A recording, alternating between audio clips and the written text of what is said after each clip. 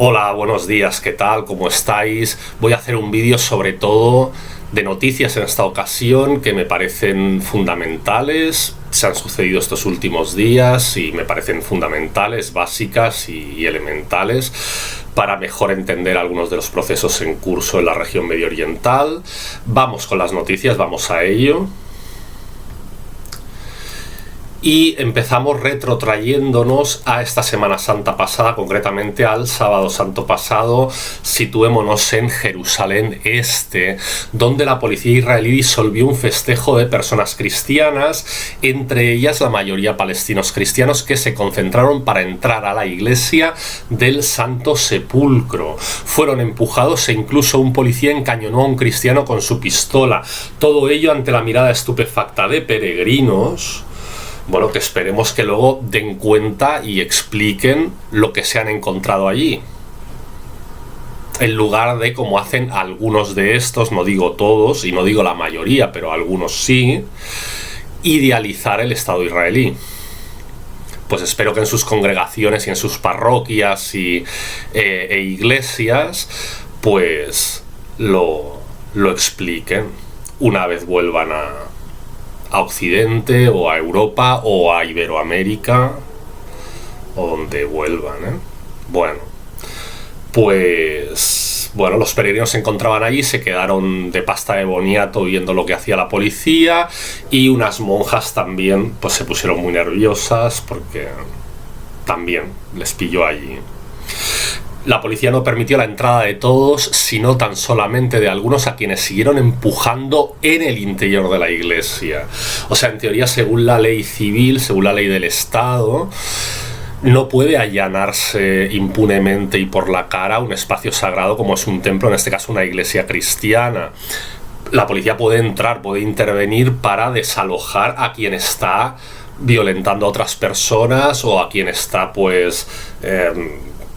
transgrediendo algo que es punible por ley, ¿no? O atacando a la iglesia o lo que sea, pero así, para desalojar a unos feligreses que se hallaban allí para hacer lo que les pertoca como feligreses en la iglesia, pues bueno, ahí los israelíes tienen un conflicto, lo que se llama un contencioso internormativo entre leyes, porque una cosa es la ley civil, la ley estatal, que no permite propasarse en este sentido, y otra cosa es la ley sacerdotal levítica de ellos, que insta a impedir en su tierra, lo que ellos consideran su tierra sagrada y su tierra prometida, a impedir aquello que ellos consideran idolatría o que consideran blasfemia. Entonces, como según la propia ley levítica, la ley nacional tiene que supeditarse a esa fuente, pues por un lado hay un código civil que dice que esto no lo puede hacer la policía, pero por otro lado las fuentes inspiradoras del derecho civil, que siguen siendo en Israel rabínicas, no solo lo permiten, sino que por tradición ellos lo prescriben. Entonces tienen ese conflicto. Bueno, pues eso, o sea, no pudieron entrar todos, los separaron en dos grupos, a unos les dejaron entrar, a otros les separaron y no les dejaron entrar, y el mismo sacerdote del Santo Sepulcro salió afuera de la iglesia para dar soporte a los cristianos allí congregados, y fue alejado a la fuerza por dos policías israelíes. Al menos una persona y tal vez varias fueron detenidas. También grupos de scouts cristianos católicos fueron agredidos por la policía. Recordemos que en Viernes Santo, o sea el día anterior, colonos ortodoxos habían ya atacado a cristianos por medio de insultos e incitaciones y provocaciones cerca de Bab al-Jalil, que en árabe es la puerta de al-Jalil, una de las puertas a la ciudad vieja de Jerusalén, la Bab. Y el mismo Sábado Santo, o sea, no solo no respetan fechas claves religiosas cristianas, sino que parecen estar impelidos a transgredir esas fechas. sea, parece hecho deliberadamente el Sábado Santo, una patrulla israelí compuesta por 2 tanques y 4 vehículos entró en las inmediaciones de la aldea siria de Kotna en Quneitra, aldea poblada por población drusa. Operación precedida de varios vuelos de reconocimiento efectuados por la Sahal. Israelíes instalaron también un puesto de control militar en la carretera entre Tarajá y Hadar, cerrando otra carretera que partía de Hadar. Soldados entraron a varias casas de Tarajá y realizaron registros, se prohibió el paso y tránsito de los lugareños y se disparó al aire. Y esto hay que verlo también dentro de el eje de competencia electoral con vista a las próximas elecciones israelíes entre el Likud de Netanyahu y el Sehut, un partido de nuevo cuño que está comiéndole la tostada, que está arrancándole pues bastantes puntos en intención de voto al Likud y escaños potencialmente, y liderado por un político que se llama Moshe Feiglin, perdón. Y bueno, y en esa clave un poco hay que verlo, ¿no? O sea, es decir, el Likud gozaba de popularidad, pero luego, bueno, precedido de la primera hornada, de la primera remesa de los pactos de Abraham en 2020, esos sí que se culminaron. Y tras la remesa de pactos de Abraham de 2020, pues llegan los diálogos con varios países árabes para firmar, digamos, como un segundo acto de acuerdo de Abraham, y bueno, y liderado este proyecto en parte por el mismo Netanyahu, ¿no? Pero vienen los atentados de Hamas del 7 de octubre, la población se pone en guardia contra todo esto suscita pues una reacción contraria, adversa entre el electorado israelí a firmar cualquier tipo de pacto, y bueno, se abortan las conversaciones, Netanyahu pues se retira, pero claro, ahora hay partidos que acusan a Netanyahu de haber sido confiado con el establecimiento de estas conversaciones y demás, y de que jamás lo vio como un signo de pues como de debilidad y realizó los atentados, ¿no? Entonces, pues digamos que a Netanyahu le pilló el toro, ¿no? Quería apuntarse un tanto con la segunda remesa del acuerdo de Abraham, pero o sea, suscitó una reacción al final adversa, ¿no? A cualquier tipo de diálogo, a cualquier tipo de establecimiento de fronteras físicas, políticas israelíes, tal y como se estaba ya palabrando en las conversaciones, a cambio del reconocimiento del Estado israelí por parte de una serie de países que no lo reconocían.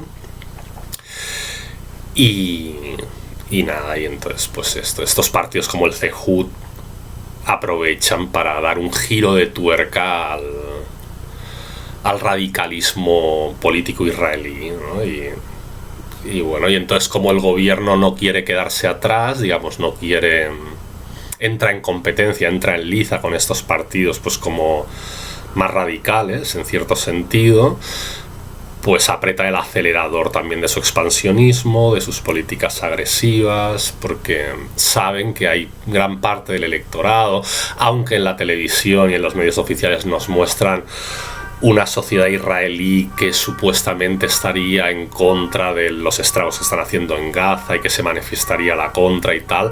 Bueno, es una parte, pero es una minoría de la población. La mayoría de la población no solo está a favor de esto, sino que piden más denuedo, o sea, piden más ahínco al gobierno. Bueno,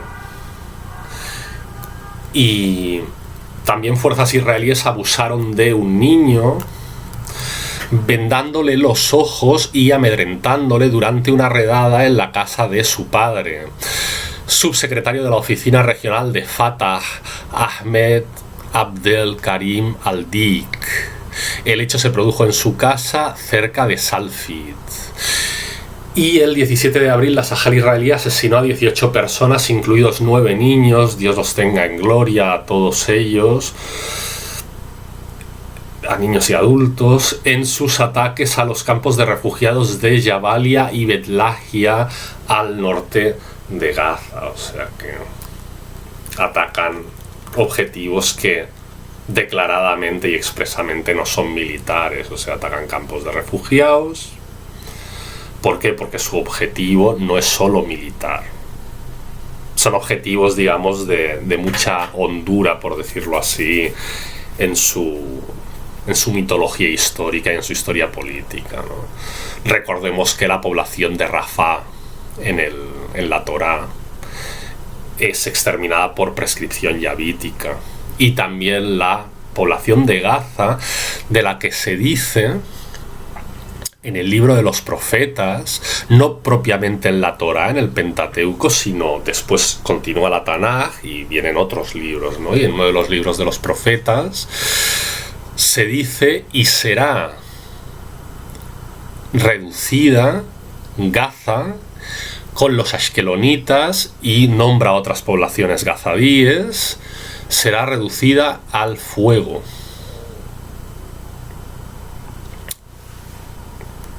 Bueno. Y Ali Taha, un lugareño de Eid al-Abida, hablamos de Siria, Ali Taha, residente de un suburbio de Banias y participante en la masacre de alawíes de Ein al-Baida, o sea, un suburbio de Banias, ¿no? Eid al-Baida. Ein al-Baida, sin pretenderlo, hizo viral un vídeo que él mismo grabó de la masacre y publicó, en el que él muestra con orgullo cuerpos tirados en el suelo. Al final del vídeo, Ali Taha grabó a una mujer caminando sola por la calle e hizo interrumpir su vídeo de manera instantánea. Unas horas más tarde apareció en redes una foto de la chica asesinada en la misma calle donde tuvo lugar su grabación. A pesar de los registros filmados por él mismo, Taha continúa libre y sin visos de ser detenido por el gobierno genocida de Damasco. O sea, pues incluso que no sea que pase de ser un paramilitar paragubernamental a integrarlo, a darle trabajo formalmente en el nuevo ejército sirio gubernamental. Son capaces, porque estas cosas para ellos son prescripción. O sea, ellos las premian y están convencidos de que su Dios las premia. O sea, para ellos es un honor esto. O sea, es motivo de elevación de quien lo ha perpetrado. Bueno. Y según el diario israelí Ma'arib, el ejército israelí impidió el vuelo del avión que conducía al líder de la Autoridad Nacional Palestina, Mahmoud Abbas, desde Amán hasta Damasco, atravesando el espacio aéreo bajo control israelí. Abbas tuvo que realizar esa parte del trayecto por tierra y llegar hasta Damasco tras el aterrizaje forzoso del avión en que se desplazaba. Acabó reuniéndose con el presidente genocida de Damasco, Golani, el 19 de abril. Y mientras Golani y el viceprimer ministro de Jordania, bueno, pues otra muestra, ¿no?, de competencia electoral en la que están inmersos pues los partidos israelíes. O sea, desde el gobierno se da la orden de forzar aterrizaje y de no permitir al líder de la Autoridad Nacional Palestina sobrevolar espacio aéreo israelí. Bueno, en la práctica es otra medida pues de cara a la galería, ¿no?, para que esto salga por la tele y por prensa en Israel y la gente diga, pues mira, desde entonces son firmes también contra Fatah, porque se sabe que tienen relaciones con Hamas también y tal, y bueno, porque toda muestra, digamos, de tibieza, por decirlo así, va a ser aprovechada por el CEJUT y por el Moshe, el candidato del CEJUT, que está compitiendo no con la izquierda israelí, sino, o sea, la izquierda israelí no va a votar al CEJUT, pero el Likud, pues hay mucha gente que sí, ¿no? Y mientras Golani y el viceprimer ministro de Jordania, Ayman Safadi, evaluaron conjuntamente los resultados de la cumbre de Amán, que fue celebrada en el pasado mes de febrero. Recordemos que en tal cumbre ambos acordaron mantener coordinación estratégica entre los respectivos estados. Bueno, recordemos que en toda la mal llamada guerra de Siria, en toda la guerra que ha enfrentado Siria contra el terrorismo, Jordania, que a veces no se menciona, pero ha jugado un papel clave, no tanto en la financiación económica de las bandas terroristas que al final han obtenido el poder en Damasco, sino principalmente en la cesión de terrenos jordanos para el entrenamiento de esas bandas. O sea, fuerzas de los servicios secretos y de inteligencia jordanos, junto a fuerzas, pues, propiamente que habían sido reclutadas de otros países, de Irak, de Afganistán, de Pakistán también. Recordemos que el Estado Islámico, por cierto, la gente se cree que empieza en Irak, no en Irak. A Irak se trasladó enseguida, empieza en Pakistán. Y el primer líder del Estado Islámico es pakistaní. Luego enseguida la cosa se traslada a Irak. Pues bueno, pues trajeron gente de Pakistán, Afganistán, Irak y entrenaron a estos efectivos terroristas, ¿no? Junto con el aparato estatal jordano.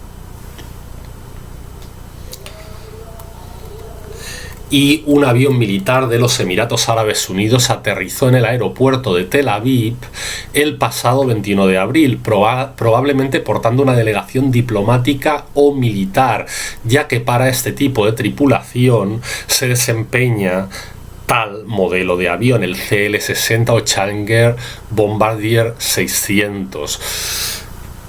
Claro, es decir, después de haber dado no solo pasos atrás, sino de haber clausurado y abortado las conversaciones de Abraham, de esta segunda remesa que se estaban celebrando tras el 7 de octubre, tras la ofensiva, los atentados de Hamas, pues hay varios países árabes que eran interlocutores y actores en dirimir esos acuerdos, que se han quedado con la miel en los labios, digamos, se han quedado en ascuas, pues esperando que se culminaran tales acuerdos, ¿no? Y les da mucha rabia e intentan también diplomáticamente reiniciar esas conversaciones con Israel, puesto que bueno, eso les iba a traer, ¿no? Perspectivas de una confederación comercial y de coinversiones para desarrollo regional con Israel, les iba a traer pues una nueva división del trabajo capitalista en la zona, donde ellos fueran inversionistas que pusieran la pasta para proyectos israelíes de infraestructura regional, de transporte, de logística, que necesita Israel para convertirse en el exportador de la zona hacia determinados países árabes, y ellos pues bueno, poner la finanza, digamos, para desarrollar pues toda esa, revolucionar, ¿no? Los medios de transporte, las vías de comunicación. Se hablaba de ampliar el tren de alta velocidad. Actualmente pues sabemos, ¿no? El tramo entre Meca y Medina, pues generar una red, digamos, más tupida también para trenes de mercancías de alta velocidad y tal. Y entonces como que es una perspectiva que Hamas, y que yo sospecho, que yo supongo que los que están detrás de Hamas pues abortaron a propósito para no llegar a desarrollar pues ese tándem, ¿no? Árabe-israelí que estaba cociéndose. Bueno, y Turquía desplaza más equipo militar a Siria, concentra así más vehículos blindados y artillería en las regiones del norte y centro de Siria, siendo sin embargo el sur la dirección apuntada en última ratio por estos movimientos. El proturco ENS, llamado Ejército Nacional Sirio, una banda proturca, colabora con el tránsito fronterizo de armamento y vigila la seguridad de las operaciones turcas. Bueno, pues mientras los turcos van desplegando también su proyecto, ¿no? Mientras tanto, y según informa el Canal 13 israelí, israelíes y turcos, recordemos Turquía, con la perspectiva de la firma del segundo acto, de la segunda remesa de los acuerdos de Abraham, junto con Qatar, Turquía, los dos principales financieros de Hamas y los grandes perjudicados de esa perspectiva de acuerdo. Y bueno, vimos lo que pasó, quién habrá detrás, ¿no? Y así como las conversaciones de unos pues se fueron a tierra, pues Turquía sigue pues intentando desplegar, ¿no?, tropas y bases en Siria y bueno, mientras tanto, y según informa el Canal 13 israelí, israelíes y turcos negocian en Bakú la partición, esto ya hace unos días que estuvieron negociando en Bakú, la partición de Siria en dos áreas de influencia, una para cada estado. A los sirios proturcos no les importa, pues distan de ser patriotas y se identifican con su confesión, ni tan siquiera creen en la categoría de nación siria, o sea, es decir, para ellos son proturcos y sus vecinos sirios no tienen nada que ver con ellos, aunque sean sus vecinos, y se presentan los masacran.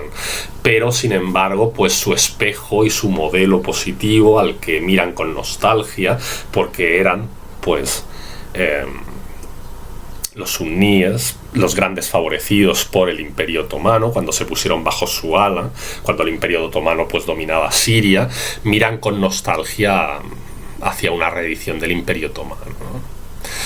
Y bueno, estas conversaciones de Bakú fueron calificadas por un funcionario israelí de muy optimistas, dijo textualmente muy optimistas, en declaraciones a The Times of Israel, mencionando que el Estado israelí mantiene una posición favorable al establecimiento de una base turca militar, si bien limitada, en suelo sirio. Bueno, esto claramente es un ejemplo de política de los hechos consumados. Hacen de la necesidad virtud. Dicen que ven muy bien el establecimiento de la base turca porque debido al statu quo y a la correlación de fuerzas en la zona, como Turquía tiene todo lo que tiene detrás y tiene y tiene el favor y la sumisión por parte del gobierno genocida de Damasco, pues a Israel no le queda más remedio que tragar con un mal menor para evitar pues una confrontación más directa, ¿no? El presidente Donald Trump había dicho a Netanyahu durante su pasada reunión en la Casa Blanca que estaba dispuesto a ayudar a Israel a lidiar con Turquía, si bien Israel debe hacer demandas razonables. Bueno, pues de nuevo política de pragmatismo político, ¿no? Política de los hechos consumados. Estos ya están aquí, ya han puesto un pie y medio en parte de Siria y ahora se trata más de llevar a cabo una convivencia pacífica que de reventar el saco en un juego de suma cero, ¿no?, que deterioraría pues las fuerzas de ambos países, ¿no? Para el equilibrio regional que quieren los Estados Unidos son necesarios los dos, Israel y Turquía. Entonces es evidente que según su perspectiva, o sea, según la perspectiva de los estadounidenses, el gran beneficiario potencial de que llegaran a las manos de manera frontal Turquía y Israel sería Irán. Entonces esto quieren evitarlo en la dialéctica de la confrontación por todos los medios, ¿no? Si Irán es para ellos el enemigo, el hecho de autodilapidarse entre Turquía e Israel pues es un peligro que quieren evitar, ¿no? Y bueno, la afirmación de Trump ha sido interpretada por The Times of Israel como apoyo de Trump a Erdogan. O sea, hay sectores que el equilibrio es delicado porque entonces hay sectores de la política y de los medios de información israelíes que interpretan cualquier cosa que no sea una conquista de máximos, desde su maximalismo, lo interpretan como una erosión del poder israelí en la zona o como una cesión a los rivales regionales, ¿no? O como una traición por parte de los Estados Unidos al Estado israelí. Entonces, claro, Netanyahu se pone entre la espada y la pared. No puede ser maximalista porque Irán automáticamente aprovecharía pues una confrontación por el camino, ya sea con Turquía, pero tampoco puede dejar de ser maximalista de cara a la galería, porque de lo contrario los maximalistas de la oposición y a su derecha, entre comillas, lo aprovechan para decir: mira, tenéis que votarnos a nosotros, ha perdido autoridad, nos debilitamos. Bueno, es el juego. actualmente, ¿eh? Bueno, pues un supuesto apoyo que dicen los israelíes supuesto apoyo del que según los israelíes goza Erdogan por parte de Trump, según el diario israelí, limita la capacidad de maniobra de Israel. Bueno, más claro, agua, blanco y en botella lo que están diciendo. O sea, si tenemos la participación y el respaldo directo militar decidido por parte de los Estados Unidos, no tenemos que operar por etapas, podemos quemar etapas y podemos con los turcos y podemos con los iraníes. Pero claro, este Trump está limitándonos nuestra capacidad de maniobra porque juega a dos bandas, ¿no? Pero claro, tiene que jugar a dos bandas. O sea, no puede dejar de contar con Turquía. Y sabe que soltarle la mano a Turquía y que Occidente en general le suelte totalmente la mano a Turquía es peligroso porque abocaría a la política turca hacia surcar, digamos, su recorrido ya decididamente de agenda propia. Y si se desligan de la mano de Occidente y surcan su recorrido de agenda propia, claro, ahí sí que Occidente tiene un problema, ¿no? Porque tienen unas miras de desarrollar todo un imperio a varios niveles en Centroasia, pues que también choca con los occidentales. Que choca con los occidentales fundamentalmente porque el hecho de que los turcos se arrojaran a desarrollar su idea ya decididamente, desbocadamente, de imperio centroasiático, no lo podrían hacer sin la aquiescencia de Rusia. O sea, de alguna manera no podrían chocar con Rusia, de alguna manera tendrían que pactar con Rusia o tendrían que acordar unos mínimos con Rusia, con lo cual, claro, arrojaría a los turcos al bloque ruso, y eso los occidentales lo saben. Asimismo, Turquía apadrinó una reunión entre Golani y el presidente de Azerbaiyán para discutir, entre otras cuestiones, cómo podría este país centroasiático, Azerbaiyán, explotar el gas y el petróleo sirio, abasteciendo asimismo al Estado sirio parte de su producción. O sea, Siria les deja producir el petróleo, lo extraen, dan una cuota, un porcentaje de lo extraído a Siria, y con el resto, bueno, pues ellos se lo quedan o hacen lo que quieren, comercian, lo ponen en el mercado mundial, lo que sea. La exportación sería llevada a cabo por la empresa estatal azerí Sokar. Esto tiene tela y más de lo que parece, ¿eh? O sea, Azerbaiyán, recordemos que es un país donde la minoría, digamos, judío-sionista es una minoría no ruidosa, sino discreta y silenciosa, pero con mucho poder, y con mucho poder desde antiguo, ¿no? Desde antes de la Edad Media.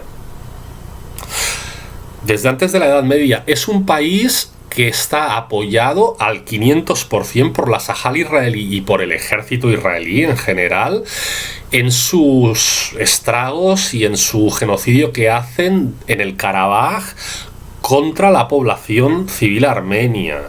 Es un país que está plagado de bases militares israelíes.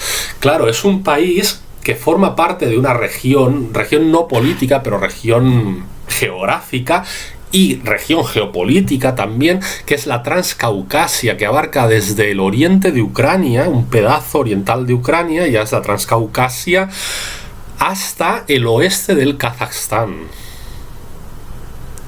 Y que allí, de manera legendaria, según los mitos históricos, bueno, ahora israelíes, ¿no? Y de los israelitas tradicionalmente, los descendientes de Askenaz se establecieron. Askenaz era un patriarca bisnieto de Noé y nieto de Jafes, es decir, no era semita, no. O sea, los Askenazim provienen del hermano de Shem, pero no de Shem, tradicionalmente para ellos en su árbol genealógico. Y a partir del anclaje del Arca de Noé propiamente, ¿no? En el Monte Ararat, en el Cáucaso, pues se distribuyen, o sea, cuando bueno, cuando Hafez tiene descendencia, pues se van distribuyendo por esa zona. Y bueno, no son semitas. Luego van más tarde a Europa del Este, Europa Central, se distribuyen y se asientan allí.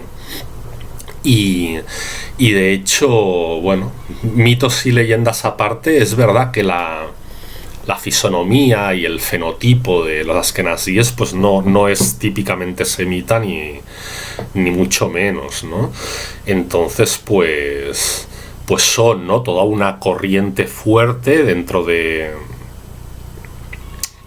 judaísmo y bueno, y tienen su poder, ¿no?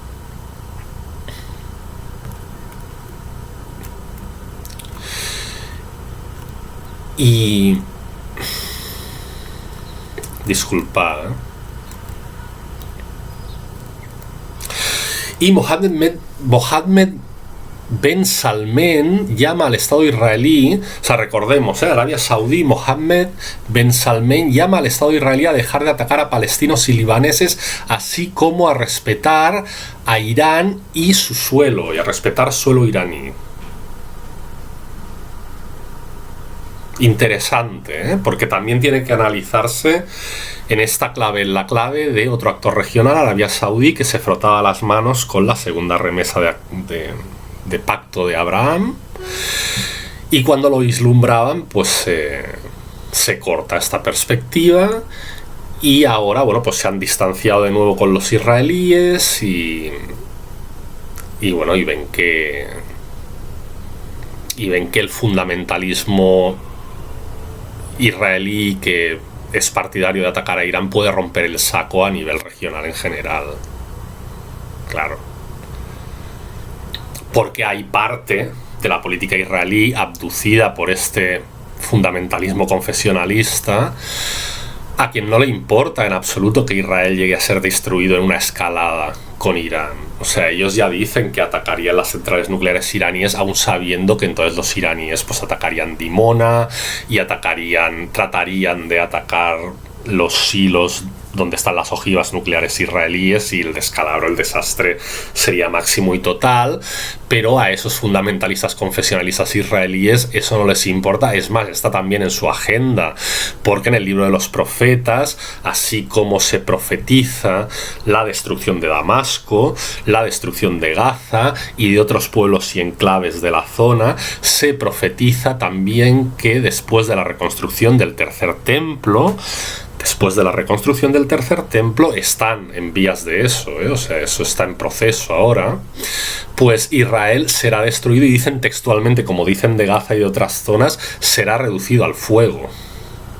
Entonces ellos lo ven como un paso inextricable, y que la escalada con Irán está en ese sentido, la leen en ese sentido de cumplir esas profecías. Entonces no se rigen por una racionalidad, por una razón de Estado. No tienen razón de Estado, razón de conservación. Tienen una razón de que, al contrario, de que el Estado es un instrumento metahistórico al servicio de su metahistoria, ¿no?, confesional, ultramundana, de su trato con su deidad, y que para cumplir, o sea, para llegar al buen puerto al que quieren llegar, pues el Estado no es un fin en sí que deban conservar y que deba prevalecer, sino que deben sacrificar al Estado en la pira del apocalipse, digamos, o sea, de la hecatombe, como decían los griegos, ¿no?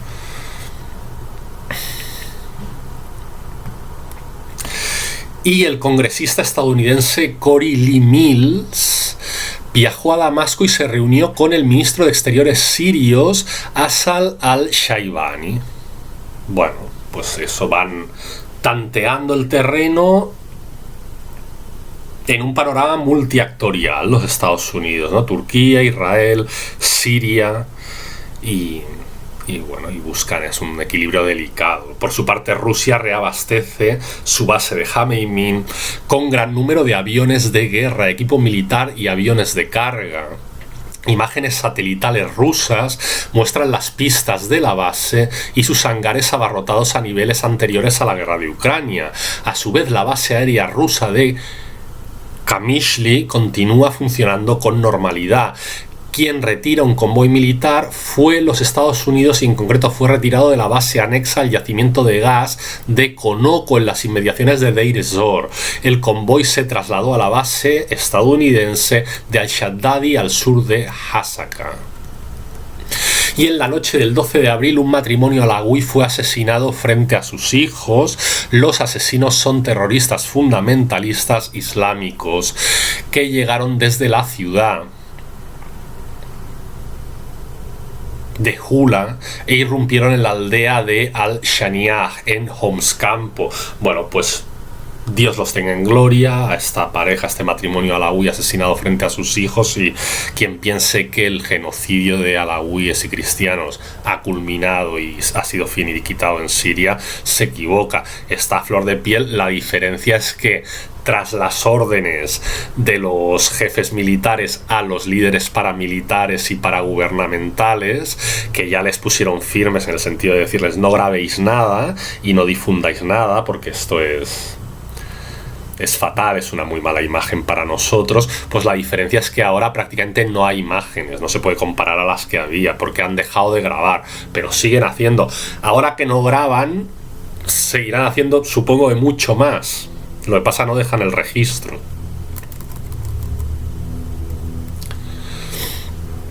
Y terroristas del HTS pasan por Alepo y talan todos los olivos de los huertos de los lugareños, seguramente dirigidos por una política de reconversión agraria hacia el monocultivo algodonero, efectivamente.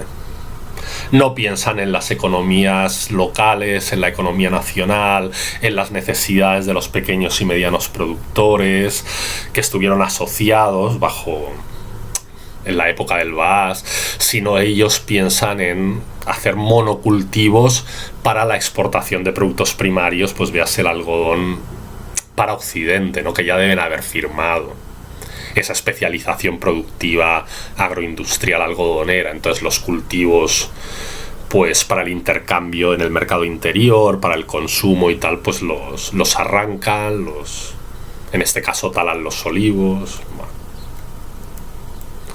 reconversión forzosa, ¿no?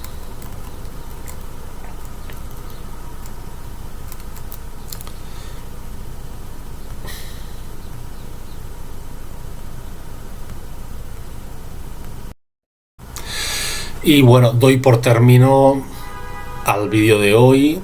Seguiré informando. Recordad darle al like, suscribiros al canal, compartir la información. Bueno, enlazar el vídeo si queréis darle difusión y bueno, reenviadlo.